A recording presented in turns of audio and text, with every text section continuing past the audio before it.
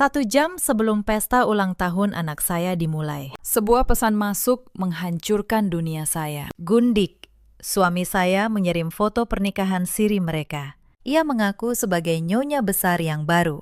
Ia melarang suami saya pulang ke rumah ini lagi. Baiklah, lihat saja apa yang akan saya lakukan. Saya akan membuat mereka semua berlutut. Halo, sahabat. Selamat datang kembali di kanal ini. Sebelum kita mulai, tuliskan dari kota mana kalian menonton di kolom komentar. Jangan lupa dukung kanal ini dengan like dan subscribe, supaya kami makin semangat menghadirkan kisah yang lebih menarik lagi. Nama saya Anindya, 38 tahun. Saya komisaris utama sebuah perusahaan properti warisan keluarga di Pondok Indah. Sudah 5 tahun saya menjalani pernikahan ini. Saya terbiasa membaca angka, membaca kontrak, dan membaca manusia. Sore itu, aroma kue coklat panggang memenuhi seluruh ruang tengah. Balon warna-warni tergantung di setiap sudut. Hari ini adalah hari yang paling dinanti oleh putra kecil saya, Bayu, yang genap berusia 5 tahun. Badut sulap sudah bersiap di halaman depan. Meja catering sudah penuh hidangan. Para pramusaji sibuk memastikan tidak ada satu detail pun yang terlewat. Saya berdiri di depan cermin besar di kamar utama. Gaun satin krem yang anggun membalut tubuh saya. Saya sengaja memilih warna lembut yang tetap terkesan berkelas. Rambut saya disanggul rapi. Beberapa helai sengaja dibiarkan jatuh di sisi wajah. Saya tersenyum menatap pantulan diri sendiri. Sebagai istri seorang pengusaha, saya selalu dituntut tampil sempurna. Suami saya, Reza, sering berkata bahwa penampilan saya adalah cerminan martabatnya. Saya tidak pernah membiarkan diri terlihat kusam. Padahal, perusahaan tempat ia memamerkan jabatan itu adalah perusahaan saya. Saya melirik jam dinding besar di kamar. 1 jam lagi, para tamu akan berdatangan. Teman sekolah Bayu, beserta orang tua mereka. Juga beberapa rekan bisnis Reza yang membawa anak kecil. Dipastikan akan memadati rumah ini. Tiba-tiba, ponsel di meja rias bergetar. Sebuah notifikasi masuk dari nomor yang sama sekali tidak saya kenal. Saya mengira itu pesan dari vendor pesta atau konfirmasi tamu yang terlambat. Namun begitu, layar itu saya sentuh. Jantung saya seperti berhenti seketika. Di layar terpampang sebuah foto yang sangat jernih. Suami saya duduk berdampingan dengan seorang wanita muda. Saya mengenalinya, Eja, mantan staf administrasi di kantor cabang. Ia mengenakan kebaya putih. Reza mengenakan jas hitam. Dengan senyum lebar yang sangat jarang ia perlihatkan di rumah. Di tangan mereka, sepasang buku nikah siri di bawah foto itu. Sebaris kalimat ditulis dengan huruf kapital, seolah sengaja diteriakkan tepat ke wajah saya. Saya sudah sah menjadi istri suamimu. Sekarang, sayalah nyonya besar. Jangan harap suamimu pulang ke rumahmu lagi. Kamu tak lagi dibutuhkan. Tangan saya mulai gemetar.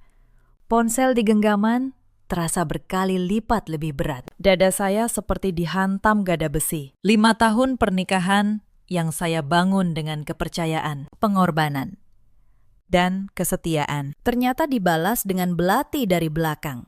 Reza tega merayakan kebahagiaan barunya di atas penderitaan saya dan anak kami. Air mata menggenang di pelupuk. Rasanya saya ingin berteriak, menangis sejadi-jadinya, membanting semua barang di kamar ini. Rasa sakitnya begitu nyata, menusuk langsung ke relung hati yang paling dalam. Namun saya menarik napas panjang. Saya menatap mata saya sendiri di cermin. Di luar sana, anak saya sedang menunggu pestanya. 30 tamu sebentar lagi tiba. Saya menghapus air mata dengan ujung jari, lalu memperbaiki riasan yang luntur. Air mata bisa menunggu. Hari ini milik Bayu. Dan mulai detik ini, saya bukan lagi istri yang dikhianati. Saya adalah pemilik dari segala yang mereka kira sudah jadi milik mereka. Mereka lupa satu hal kecil. Nama saya yang ada di akta perusahaan, bukan nama Reza. Saya menutup layar ponsel. Saya tersenyum tipis. Tapi malam itu, mereka belum tahu apa yang sudah mulai saya siapkan. Pesta berjalan sempurna.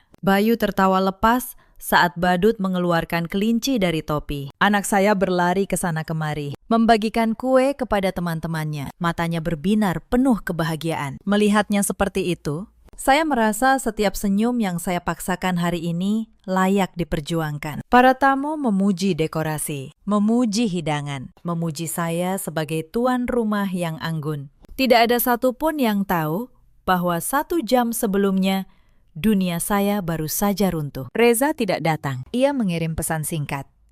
Maaf, ada urusan kantor mendadak di luar kota. Beberapa rekan bisnisnya bertanya di mana dirinya. Saya menjawab dengan senyum tenang bahwa ia sedang mengurus proyek penting. Saya berbohong demi menjaga wajah keluarga. Sama seperti yang sudah ia lakukan selama entah berapa lama. Saat tamu terakhir pulang dan Bayu tertidur memeluk hadiah barunya, saya duduk sendiri di ruang keluarga yang kini sunyi. Lampu temaram, sisa balon mengambang di lantai. Saya membuka kembali foto itu, menatapnya lama-lama. Saya tidak menangis lagi. Sebaliknya, kepala saya mulai bekerja. Saya bukan perempuan yang lemah. Saya dibesarkan untuk memimpin perusahaan, bukan untuk meratap di pojok kamar. Jika Reza ingin perang, ia akan mendapatkannya. Hanya saja, ia tidak akan tahu kapan perang itu sudah dimulai. Keesokan paginya, saya tetap bangun pukul 5. Saya menyiapkan sarapan Bayu, mengantarnya ke sekolah, lalu pergi ke kantor seperti biasa. Tidak ada yang berubah di permukaan. Senyum saya tetap sama. Hanya saja, di balik senyum itu, saya sudah menyusun rencana. Mungkin kalian bertanya, bagaimana semua ini bisa terjadi? Bagaimana seorang komisaris utama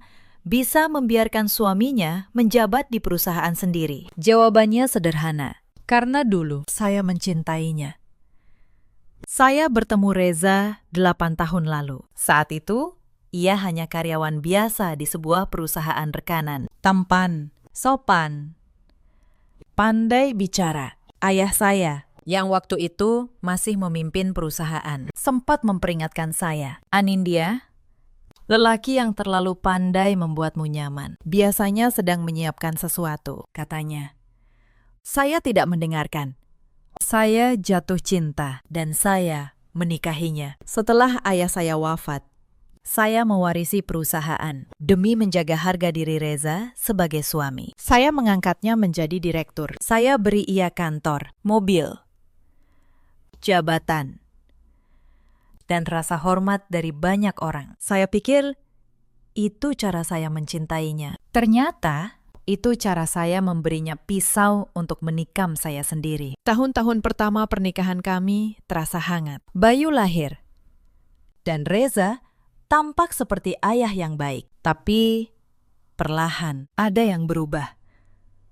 Ia mulai sering pulang malam. Ia mudah marah jika saya bertanya soal pekerjaan. Ia memuji saya makin jarang. Dan menuntut penampilan saya makin sering. Saya yang terlalu sibuk menjaga perusahaan dan membesarkan Bayu, memilih percaya. Saya pikir itu hanya tekanan pekerjaan. Saya tidak tahu tekanan itu bernama Ella. Padahal tandanya sudah ada di depan mata. Saya hanya terlalu setia untuk melihatnya. Itulah sebabnya ketika pesan itu datang di hari ulang tahun Bayu, rasa sakitnya berlipat ganda. Bukan hanya karena dikhianati, tapi karena saya sadar selama ini saya membiayai pengkhianatan terhadap diri saya sendiri. Namun penyesalan tidak akan mengembalikan apapun. Yang bisa saya lakukan hanya satu, memastikan mereka membayar setiap rupiah, setiap air mata, dengan cara yang tidak akan pernah mereka lupakan. Hal pertama yang saya lakukan adalah menyewa seorang detektif swasta, Pak Gunawan namanya. Profesional dan tutup mulut. Saya memintanya mengikuti Reza dan Ella selama 2 minggu penuh. Saya ingin tahu segalanya, kemana uang mengalir, di mana mereka tinggal, dan apa rencana mereka selanjutnya. Hal kedua, saya menghubungi Pak Baskoro, penasihat hukum sekaligus notaris kepercayaan keluarga saya. Pria tua yang sudah mengenal ayah saya puluhan tahun. Orang yang paling saya percaya untuk urusan hitam di atas putih. Sambil menunggu laporan, saya tetap berpura-pura tidak tahu apa-apa. Saat Reza akhirnya pulang 2 hari kemudian dengan alasan lelah dari perjalanan dinas, saya menyambutnya dengan masakan kesukaannya. Saya bertanya tentang proyeknya. Saya tersenyum. Saya bahkan menyetrika kemejanya. Ia tidak curiga sedikit pun. Bagi seorang pengkhianat, istri yang patuh adalah istri yang tidak berbahaya. Ia salah besar. Seminggu kemudian, Pak Gunawan datang ke kantor saya membawa map coklat. Saya menutup pintu, menyuruh sekretaris menunda semua jadwal, lalu membuka map itu di atas meja. Isinya jauh lebih buruk dari yang saya bayangkan. Foto-foto Reza dan Ella memasuki sebuah apartemen mewah di kawasan Kuningan. Tanggal, jam, semuanya tercatat rapi. Ternyata hubungan mereka sudah berjalan lebih dari 1 tahun. Persis sejak Reza memperkenalkan Ella sebagai karyawan berprestasi yang katanya butuh bimbingan. Tapi yang membuat tangan saya mengepal bukan foto itu, melainkan lembar terakhir. Catatan keuangan. Pak Gunawan menemukan bahwa Reza mulai menarik dana dalam jumlah besar dari rekening operasional perusahaan. Jumlahnya mencapai ratusan juta dalam beberapa bulan terakhir, dengan keterangan yang dikarang-karang. Saya menelpon kepala keuangan saya hari itu juga. Saya minta seluruh mutasi rekening perusahaan 3 bulan terakhir. Sore harinya, semua jelas. Reza memindahkan uang ke rekening pribadi, lalu sebagian besarnya mengalir ke Ella. Tas mahal, perhiasan, sewa apartemen. Wanita itu hidup dari uang perusahaan saya. Saya duduk diam, menatap deretan angka di layar. Anehnya, saya tidak lagi merasa sakit. Yang muncul justru ketenangan yang dingin. Reza pikir ia sedang menguras saya, padahal ia sedang menggali kuburnya sendiri. Satu transaksi demi satu transaksi. Setiap rupiah yang ia curi adalah satu paku lagi di peti matinya. Saya menyalin semua bukti itu. Rangkap 3. 1 untuk Pak Baskoro, 1 untuk audit internal, 1 saya simpan di brankas pribadi. Hari berikutnya, saya memanggil ketua tim audit internal perusahaan ke ruangan saya. Pak Hendra, pria teliti yang sudah belasan tahun menjaga keuangan perusahaan keluarga kami. Saya tutup pintu, lalu menjelaskan situasinya tanpa menyembunyikan apapun. Pak Hendra, saya butuh audit menyeluruh terhadap seluruh transaksi yang melibatkan tanda tangan suami saya selama 2 tahun terakhir. Saya ingin setiap rupiah yang keluar tercatat, sumbernya, tujuannya, dan keterangannya. Ini rahasia. Hanya saya dan Bapak yang boleh tahu. Pak Hendra menatap saya, lalu mengangguk dengan serius. Saya mengerti, Bu. Sejujurnya, saya sudah lama mencurigai beberapa transaksi yang janggal. Tapi karena beliau direktur, saya tidak punya wewenang menyelidiki tanpa perintah dari Ibu. Dalam beberapa hari, laporan audit itu selesai. Hasilnya bahkan lebih buruk dari dugaan saya. Selama 2 tahun, Reza telah menyedot dana perusahaan dengan berbagai modus. Proyek fiktif, vendor palsu, biaya operasional yang digelembungkan. Semuanya rapi tercatat sekarang dengan stempel resmi tim audit. Inilah pondasi hukum yang akan membuat Reza tidak bisa berkutik. Bu, kata Pak Hendra sebelum pamit, dengan bukti sekuat ini, beliau bisa terancam pidana, bukan hanya kehilangan aset. Saya mengangguk pelan. Saya tahu, Pakistan, dan itulah yang membuatnya tidak akan berani melawan. Lalu, saya menunggu, karena saya tahu orang serakah tidak pernah berhenti di angka kecil. Ia akan datang sendiri meminta lebih, karena saya tahu orang serakah tidak pernah berhenti di angka kecil. Ia akan datang sendiri meminta lebih. Tapi sebelum hari itu tiba, terjadi sebuah peristiwa yang membuat saya semakin yakin dengan rencana saya. Suatu siang, saya mampir ke sebuah butik langganan di pusat perbelanjaan elit untuk memilih gaun acara perusahaan. Saat saya sedang mencoba pakaian, saya mendengar suara yang sangat saya kenal dari bilik sebelah. Suara Ella. Ia sedang menelpon seseorang, mungkin temannya, dengan nada sombong yang sengaja dikeraskan. Iya, Reza sudah janji beliin aku rumah di kawasan elit. Istri tuanya itu tinggal tunggu waktu saja diceraikan. Perempuan kuno yang cuma bisa ngurus anak. Reza bilang dia sudah bosan. Lalu ia tertawa. Saya berdiri diam di balik tirai bilik. Tangan saya mengepal. Tapi wajah saya tetap datar. Saya tidak keluar untuk membuat keributan. Itu bukan cara saya. Saya justru tersenyum tipis. Karena perempuan yang terlalu yakin sedang menang. Biasanya adalah perempuan yang paling mudah dijatuhkan. Ketika saya keluar dari bilik, dan berpapasan dengannya di depan cermin. Elia sempat terkejut. Wajahnya sedikit pucat, mengira saya mendengar semuanya. Tapi saya hanya menatapnya sekilas, tersenyum sopan seperti pada orang asing, lalu berlalu. Kebingungan di matanya justru membuat saya puas. Biarkan ia bertanya-tanya, biarkan ia gelisah. Malam itu, lewat laporan Pak Gunawan, saya tahu insiden di butik membuat Ella semakin agresif menuntut Reza. Ia merasa terancam, dan ketakutan membuat seseorang menjadi lebih serakah. Persis seperti yang saya butuhkan. Setiap tuntutan Ella mendorong Reza satu langkah lebih dekat ke jebakan yang sedang saya rancang. Dugaan saya benar. Tidak sampai 2 minggu, Pak Gunawan melaporkan perkembangan baru. Ella mulai merajuk.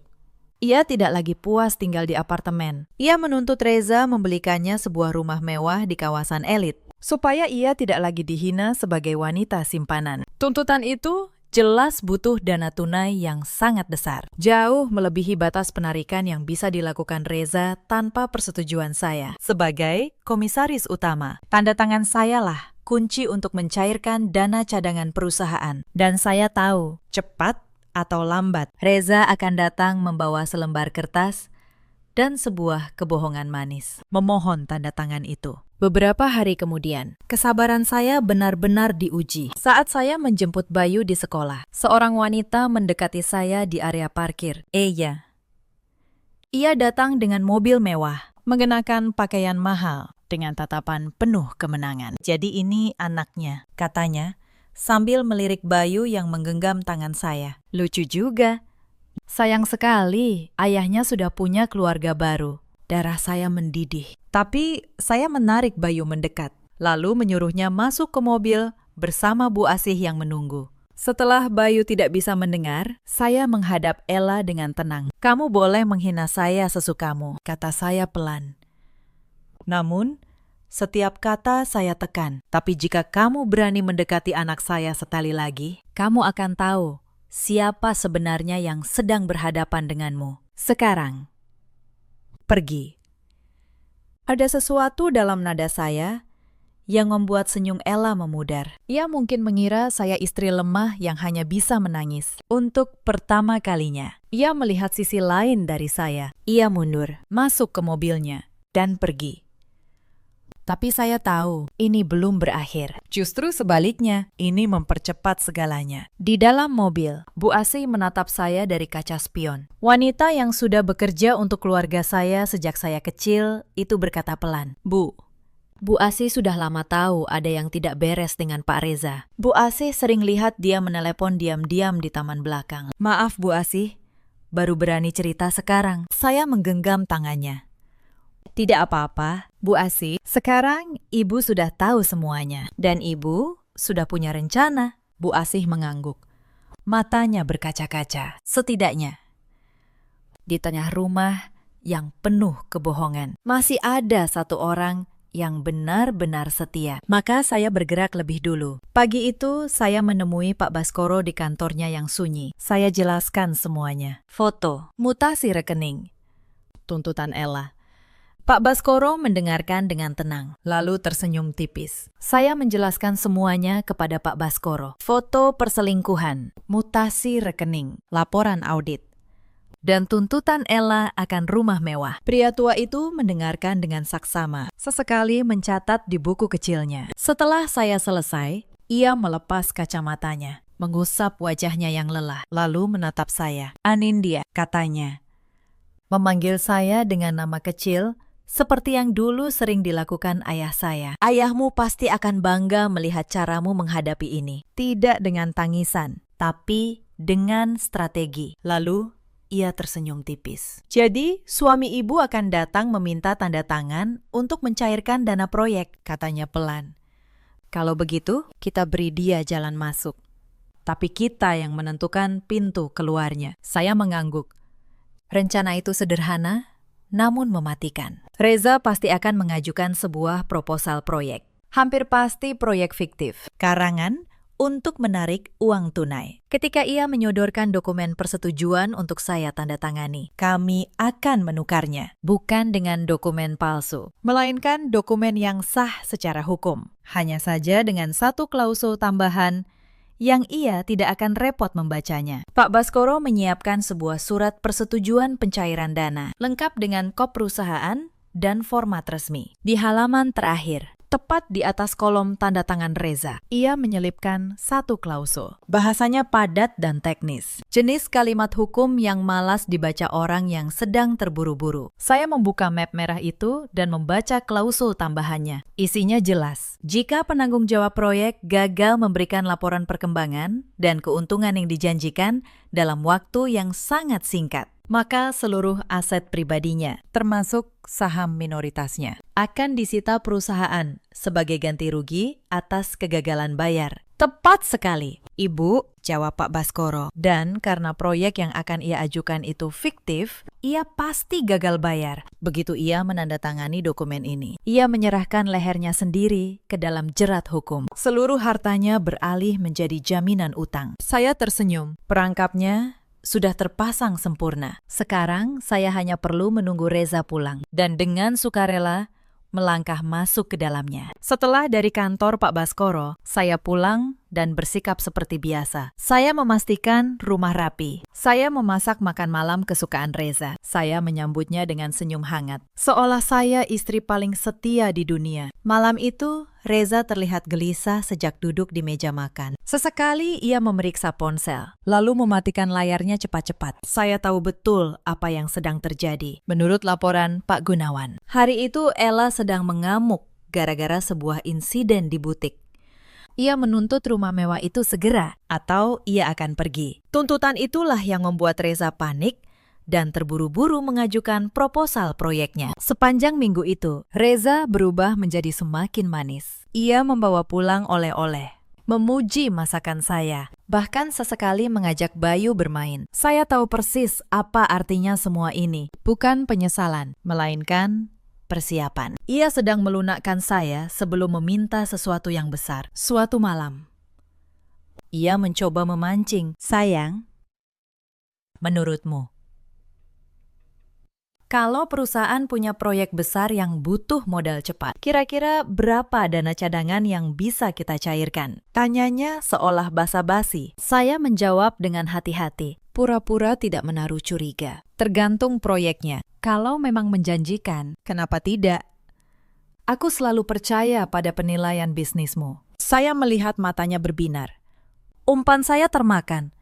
Ada satu momen ketika saya hampir kehilangan kendali. Malam itu, saat saya membereskan tas kerja Reza untuk dicuci, sebuah struk jatuh ke lantai. Struk pembelian cincin berlian yang harganya mencapai ratusan juta. Saya tahu itu bukan untuk saya. Tangan saya gemetar menahan amarah. Saya hampir saja melempar struk itu ke wajahnya saat ia keluar dari kamar mandi. Tapi saya menahan diri. Saya mengingat satu hal yang selalu diajarkan ayah saya, Anindya, dalam bisnis maupun dalam hidup. Orang yang menang bukanlah yang paling marah, melainkan yang paling sabar. Saya selipkan kembali struk itu ke dalam tas Reza. Biarkan ia merasa aman. Setiap pembelian gegabahnya hanya menambah tebal berkas bukti saya. Amarah sesaat tidak sebanding dengan kemenangan yang sudah di depan mata. Selesai makan, kami duduk di ruang keluarga. Bayu sudah tertidur lelap di kamarnya. Saya membaca majalah saat Reza berdeham, mencari perhatian. Ia bergeser, merangkul pundak saya dengan gestur palsu yang membuat perut saya mual. Sayang, kamu sedang sibuk tidak? Tanyanya dengan nada yang dibuat selembut mungkin. Tidak terlalu.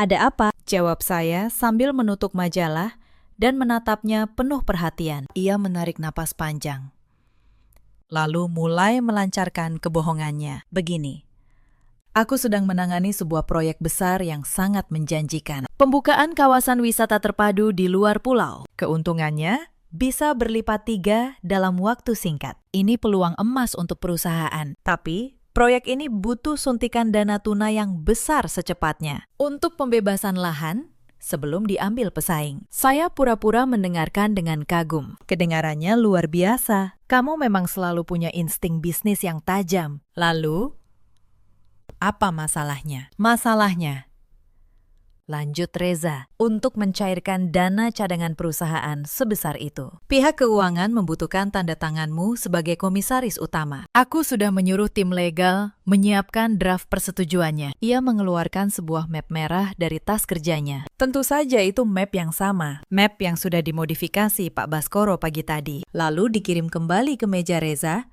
seolah-olah dokumen aslinya. Reza menyerahkannya kepada saya. Aku butuh tanda tanganmu malam ini juga. Sayang, besok pagi sekali dananya harus segera ditransfer. Kamu percaya padaku? Kan? Semua ini kulakukan demi masa depan keluarga kita.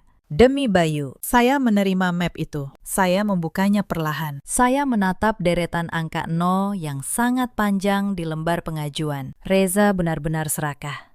Ia rela menghancurkan perusahaan saya hanya demi memenuhi nafsu gundiknya. Saya membalik ke halaman terakhir, tempat tanda tangan kami berdua dibutuhkan. Di bawah kolom tanda tangannya tertera jelas klausul perjanjian utang piutang dengan jaminan seluruh aset pribadinya. Ditulis dengan ukuran huruf standar, namun dengan bahasa hukum yang membuat orang terburu-buru enggan membacanya. Tentu saja aku percaya padamu, ucap saya dengan senyum manis. Saya mengambil pulpen, lalu sengaja memperlambat gerakan. Tapi, apakah kamu sudah membaca semua detail kontrak ini dengan teliti? Biasanya dokumen proyek sebesar ini punya banyak klausul yang rumit. Sudah kubaca semuanya. Itu cuma standar perusahaan, tidak ada yang perlu dikhawatirkan. Cepatlah tanda tangani, sayang. Aku sangat lelah dan ingin segera tidur. Nadanya mulai terdengar tidak sabar. Ia bahkan tidak melirik sedikit pun pada tulisan kecil di atas kolom tanda tangannya. Fokusnya hanya satu, mendapatkan persetujuan saya agar uang itu cair besok pagi. Tanpa banyak bicara lagi, saya membubuhkan tanda tangan di kolom yang disediakan. Lalu, saya sodorkan map itu beserta pulpennya. Ini sudah kutandatangani. Sekarang, giliranmu. Reza tampak sangat lega. Wajahnya seketika berseri. Dengan gerakan cepat, tanpa sedikit pun keraguan, ia menggoreskan tanda tangannya di atas materai, tepat di bawah klausul jebakan yang sudah saya siapkan. Ia sama sekali tidak menyadari, dengan satu goresan tinta itu, ia baru saja menggadaikan seluruh hidupnya, seluruh harta pribadinya, ke dalam genggaman saya. Terima kasih banyak. Sayang, kamu memang istri yang terbaik, katanya sambil mengecup pipi saya. Lalu, ia bergegas memasukkan dokumen itu ke tas kerjanya. Besok pagi aku langsung serahkan ke bagian keuangan. Proyek ini pasti sukses besar. Saya membalas senyumnya. Tidurlah nyenyak, suamiku. Batin saya. Karena ini malam terakhir kamu bisa tidur dengan tenang. Malam setelah penandatanganan itu, saya nyaris tidak bisa tidur. Bukan karena ragu, tapi karena adrenalin. Saya berbaring di samping pria yang besok pagi akan menggali kuburnya sendiri. Dan ia tidur begitu nyenyak, begitu puas. Saya menatap langit-langit kamar, mengulang setiap langkah rencana di kepala. Tidak boleh ada kesalahan, satu celah saja, dan semua bisa berbalik melawan saya. Tengah malam, ponsel Reza bergetar di meja nakas. Layarnya menyala sebentar. Dari sudut mata, saya melihat nama Ella muncul. Sebuah pesan, besok uangnya sudah cair kan? Aku sudah lihat rumahnya. Jangan kecewakan aku, sayang. Reza, yang setengah tertidur, meraih ponsel itu. Membalas singkat, lalu kembali memejamkan mata. Saya menahan napas. Di dalam dada, amarah dan kepuasan bercampur menjadi satu. Perempuan itu bahkan tidak sabar menunggu. Ia sudah membayangkan dirinya menjadi nyonya rumah mewah yang dibeli dengan uang saya. Biarkan ia bermimpi setinggi mungkin. Karena semakin tinggi mimpinya, semakin sakit saat ia jatuh nanti. Pagi harinya, dana itu cair. Reza menyerahkan dokumen ke bagian keuangan dengan penuh percaya diri. Uang ditransfer ke rekening proyek yang ia kelola dalam hitungan hari. Sebagian besarnya berpindah lagi. Sebagian untuk uang muka, rumah mewah Ella, sebagian untuk gaya hidup mereka. Proyek wisata terpadu itu, tentu saja, tidak pernah ada. Saya membiarkannya. Saya membiarkan Reza dan Ella merayakan kemenangan palsu mereka. Saya membiarkan mereka membeli furniture, memesan dekorasi, memamerkan rumah baru ke media sosial Ella. Semakin banyak uang yang mereka habiskan, semakin dalam jurang yang mereka gali. Setiap belanja mereka adalah satu bukti tambahan di tangan saya. Sementara saya menunggu, saya tidak tinggal diam. Saya diam-diam menyiapkan segala sesuatu untuk hari penutupan. Saya berkonsultasi dengan pengacara perceraian terbaik. Saya memindahkan dokumen-dokumen penting perusahaan ke tempat yang aman. Saya bahkan menyiapkan rekening dan rumah cadangan untuk saya dan Bayu. Kalau-kalau keadaan menjadi tidak terkendali. Saya tidak ingin ada satupun celah yang bisa dimanfaatkan Reza saat ia tersudut nanti. Ella semakin berani.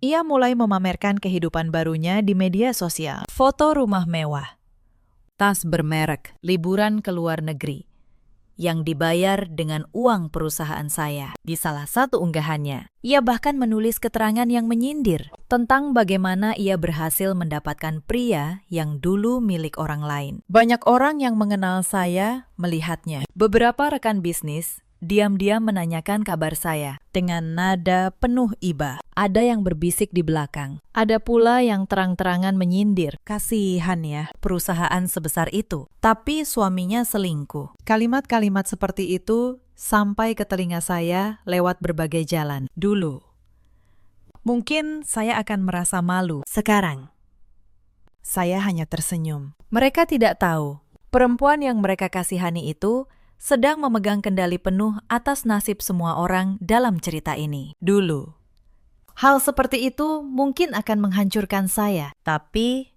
sekarang, saya hanya menyimpan tangkapan layar setiap unggahan itu sebagai bukti. Setiap foto pamer adalah pengakuan bahwa uang perusahaan telah disalahgunakan. Ella pikir ia sedang memamerkan kemenangan. Padahal ia sedang mengumpulkan tali untuk menggantung dirinya sendiri. Hari demi hari berlalu.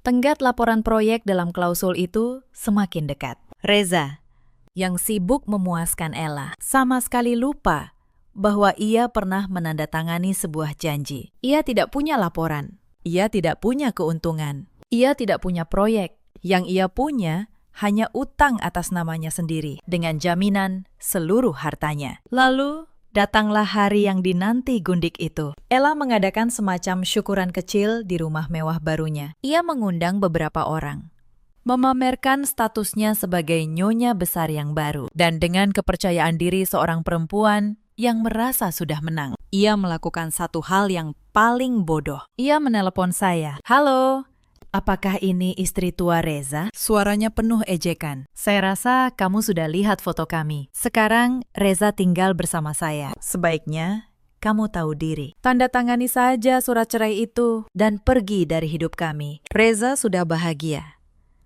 Kamu hanya beban masa lalu." Saya mendengarkan semuanya dengan tenang. Tidak satupun kata yang menggetarkan saya. Justru saya berterima kasih dalam hati. Ella baru saja merekam pengakuannya sendiri dan menelpon saya menggunakan nomor yang terlacak. "Satu bukti lagi. Terima kasih sudah memberitahu," jawab saya pelan. "Saya akan segera mengurus surat-suratnya. Sampaikan salam saya untuk Reza. Katakan padanya, sebentar lagi ia akan menerima kabar penting dari perusahaan." Lalu saya menutup telepon. Sebelum ia sempat bertanya, apa maksud kata-kata saya? Sehari sebelum saya mengambil keputusan akhir, terjadi sesuatu yang hampir membuat pertahanan saya runtuh. Sore itu, Reza pulang lebih awal untuk pertama kalinya dalam berminggu-minggu. Ia bermain dengan Bayu di ruang tengah, tertawa, menggendongnya, berpura-pura menjadi ayah yang baik. Saya berdiri di ambang pintu, menyaksikan dari kejauhan. Bayu begitu bahagia. "Ayah, jangan pergi lagi ya," kata anak saya polos sambil memeluk leher Reza. Dan saya melihat sesaat wajah Reza tampak terganggu. Mungkin masih ada sisa hati nurani di sana. Tapi saya tahu betul, itu tidak akan cukup untuk mengubah apapun. Malam itu, di kamar, saya menangis diam-diam. Bukan karena Reza, tapi karena Bayu. Karena Saya tahu apapun yang saya lakukan besok akan mengubah hidup anak saya selamanya. Ia akan tumbuh tanpa ayah, dan beban itu terasa berat sekali. Tapi kemudian saya bertanya pada diri sendiri, ayah seperti apa yang saya pertahankan untuk Bayu? Seorang ayah yang mencuri masa depan anaknya untuk membeli rumah perempuan lain. Seorang ayah yang meninggalkan pesta ulang tahun anaknya demi gundiknya. Bukan ayah seperti itu yang pantas dimiliki Bayu. Lebih baik tidak ada ayah daripada ayah yang mengajarkan bahwa kebohongan adalah jalan hidup. Saya menghapus air mata untuk yang terakhir kalinya. Saya berjanji pada diri sendiri, saya akan menjadi ibu sekaligus ayah bagi Bayu. Saya akan memberinya cinta yang berlimpah dan teladan tentang kekuatan, kejujuran, dan harga diri. Itu jauh lebih berharga daripada kehadiran seorang ayah yang busuk hatinya. Esok paginya, saya memutuskan sudah waktunya. Saya tidak lagi ingin menunggu. Buku besar ini harus ditutup, dan saya yang akan menutupnya. Saya menggelar rapat komisaris dadakan di kantor pusat. Saya mengundang seluruh jajaran direksi, kepala keuangan, tim audit, dan Pak Baskoro selaku penasihat hukum. Lalu saya menyuruh sekretaris menelpon Reza, mengatasnamakan urusan proyek, memintanya datang segera. Ia datang dengan wajah berseri, mengira akan dipuji atas pencairan dana besar yang berhasil ia atur. Ia bahkan mengenakan jas terbaiknya. Reza masuk ke ruang rapat dengan senyum lebar. Senyum itu perlahan memudar saat ia melihat siapa saja yang hadir. Tim audit, Pak Baskoro, dan saya duduk di kepala meja. Dengan map merah yang sama tergeletak di hadapan saya. Sayang, ada apa ini? Kenapa semua berkumpul? Tanyanya. Suaranya mulai goyah. Duduklah, Reza, kata saya tenang. Ini rapat evaluasi proyek kawasan wisata terpadu yang kamu ajukan. Saya rasa para direksi berhak tahu perkembangannya. Wajah Reza memucat. Proyek itu masih dalam tahap awal. Pembebasan lahan butuh waktu. Saya membuka map. Mari kita lihat. Dana yang dicairkan. Sekian miliar rupiah. Laporan perkembangan. Tidak ada. Bukti pembebasan lahan. Tidak ada. Kontrak vendor. Tidak ada. Saya mengeluarkan lembar demi lembar. Yang ada justru ini, mutasi rekening yang menunjukkan dana mengalir ke rekening pribadimu. Lalu, ke rekening atas nama seorang wanita bernama Ella. Pembelian rumah mewah, perhiasan, dan sebuah apartemen di Kuningan. Ruangan senyap total. Beberapa direksi saling pandang. Salah seorang komisaris senior, rekan lama ayah saya, menggeleng pelan sambil menatap Reza dengan kekecewaan yang dalam. Reza berdiri. Tangannya gemetar. Kamu memata-mataiku. Saya tidak memata-matai, jawab saya.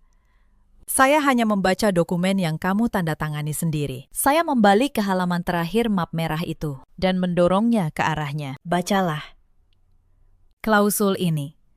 Yang dulu kamu bilang sudah kamu baca semuanya. Reza menunduk membaca. Saya melihat wajahnya berubah dari pucat menjadi putih pasi. Tangannya yang gemetar memegangi tepi meja. Klausul itu jelas karena ia gagal memberikan laporan dan keuntungan proyek dalam tenggat yang disepakati. Seluruh aset pribadinya, termasuk saham minoritasnya di perusahaan, disita sebagai jaminan utang yang gagal bayar. Ini tidak mungkin. Aku tidak pernah membaca ini. Suaranya nyaris berbisik. Kamu sendiri yang bilang sudah membacanya. Reza, di depan saya, malam itu, kata saya. Tanda tanganmu sah di atas materai, disaksikan notaris. Hitam di atas putih. Pak Baskoro angkat bicara dengan tenang. Secara hukum, Bapak telah menyerahkan seluruh aset pribadi sebagai jaminan dan gagal bayar.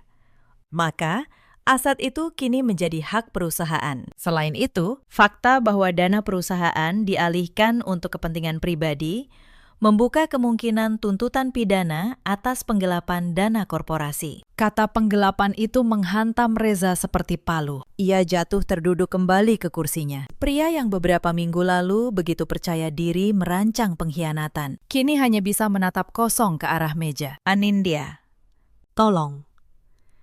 Ini aku. suamimu. Aku hilaf. Kita bisa bicara baik-baik. Demi Bayu, ucapnya memohon. Suaranya pecah. Saya menatapnya lama. Tidak ada lagi amarah di dada saya. Hanya rasa lega yang dingin. Kamu menyebut nama Bayu, kata saya. Kamu meninggalkan pesta ulang tahunnya untuk bersama wanita lain. Kamu mencuri masa depannya untuk membeli rumah gundikmu. Jangan pernah lagi menyebut nama anak saya untuk membela dirimu sendiri. Saya bangkit berdiri. Mulai hari ini, kamu bukan lagi direktur di perusahaan ini. Tim legal akan menghubungimu untuk proses selanjutnya. Dan satu lagi, saya berhenti di pintu. Sampaikan pada Ella, rumah mewah itu kini menjadi bagian dari aset sitaan. Ia boleh menikmatinya selagi bisa. Saya keluar dari ruang rapat tanpa menoleh lagi. Di belakang saya mendengar Reza memanggil-manggil nama saya. Tapi suara itu sudah tidak berarti apa-apa. Di koridor, kepala keuangan saya mengejar dengan langkah cepat. Bu, semua dokumen pengalihan aset sudah disiapkan tim legal. Tinggal menunggu putusan resmi, katanya. Saya mengangguk.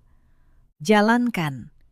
Jangan beri dia ruang untuk bernapas. Para direksi yang tadi menyaksikan semuanya kini menatap saya dengan rasa hormat yang baru. Mereka melihat di balik sosok istri yang selama ini tampak lembut, ada seorang pemimpin yang dingin dan tegas, yang tidak saya saksikan langsung. Tapi kemudian dilaporkan Pak Gunawan adalah apa yang terjadi pada Reza setelah itu. Begitu keluar dari kantor, ia langsung menelpon Ella. Panik. Meminta perempuan itu menjual perhiasan dan mobil untuk menutupi sebagian utang. Tapi Ella menolak mentah-mentah. Itu kan masalahmu, bukan masalahku, katanya dingin.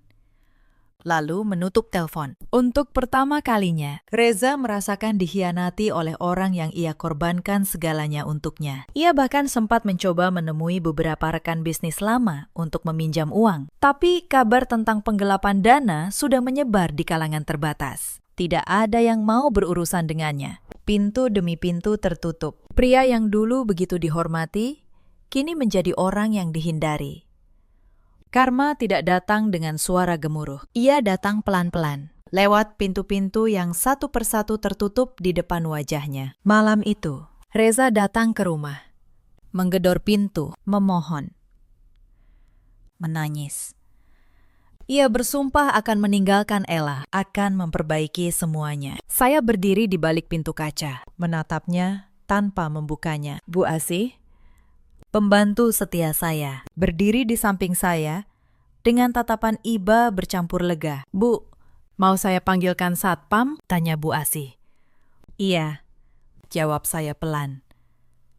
Petugas keamanan datang dan dengan sopan mengantar Reza keluar dari pekarangan. Saat gerbang besi tebal ditutup rapat, bunyi dentangnya terdengar seperti penanda berakhirnya sebuah era kebohongan dalam hidup saya. Rumah ini akhirnya kembali bersih. Udara yang saya hirup terasa jauh lebih segar. Beban berat yang selama ini menempel di pundak tanpa saya sadari, seolah menguap begitu saja. Saya naik ke lantai 2, ke kamar Bayu. Saya buka pintunya perlahan. Putra kecil saya tertidur lelap memeluk mainan pahlawan supernya. Saya tersenyum, mengusap rambutnya, dan berbisik dalam hati bahwa mulai detik ini, hidup kami akan jauh lebih baik. Beberapa hari setelah rapat itu, surat resmi pengalihan aset diterbitkan. Seluruh harta pribadi Reza, termasuk sahamnya di perusahaan, resmi beralih sebagai jaminan utang yang gagal bayar. Ia tidak punya apa-apa lagi untuk diperjuangkan. Bahkan mobil mewah yang ia banggakan kini bukan miliknya. Eja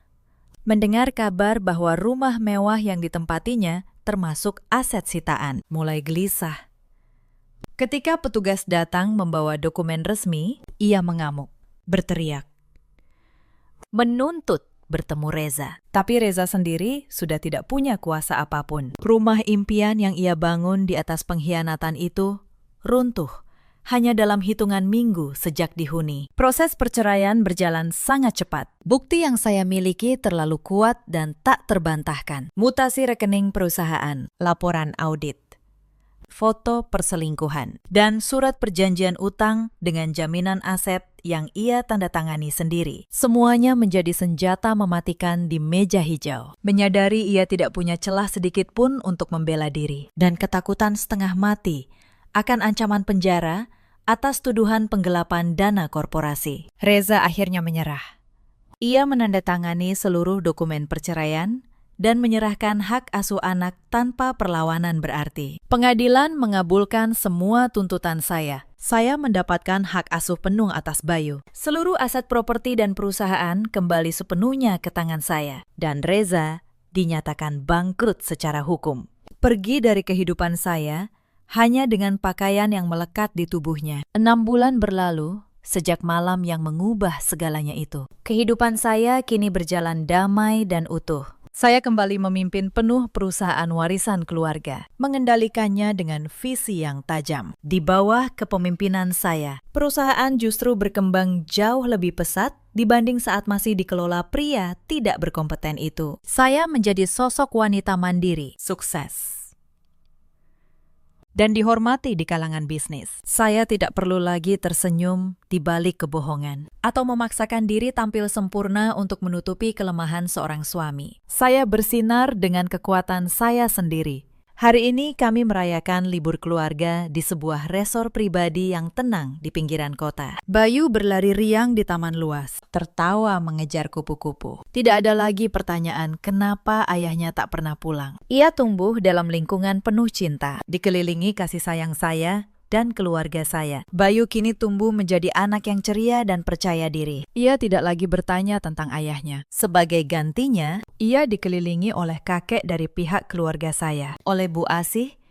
yang menyayanginya seperti cucu sendiri, dan oleh ibunya yang kini punya banyak waktu untuknya. Rumah kami yang dulu penuh ketegangan tersembunyi, kini dipenuhi tawa. Saya duduk di kursi santai di tepi taman, menyesap jus jeruk dingin, menikmati hangat matahari pagi. Beberapa waktu lalu, Pak Gunawan memberi laporan terakhir mengenai 2 orang itu. Seperti sudah saya duga, hubungan yang dibangun di atas kebohongan dan keserakahan tidak pernah bertahan lama. Kurang dari sebulan setelah mereka kehilangan segalanya, Elia meninggalkan Reza. Mengetahui pria itu kini miskin, memiliki utang yang tak mungkin terbayar, dan hidup luntang-lantung. Sifat asli perempuan itu kembali muncul. Ia mengemasi barang-barangnya dan kabur bersama pria lain, meninggalkan Reza sendirian meratapi kebodohannya. Reza kini harus menghadapi kenyataan yang pahit, tanpa harta, tanpa koneksi,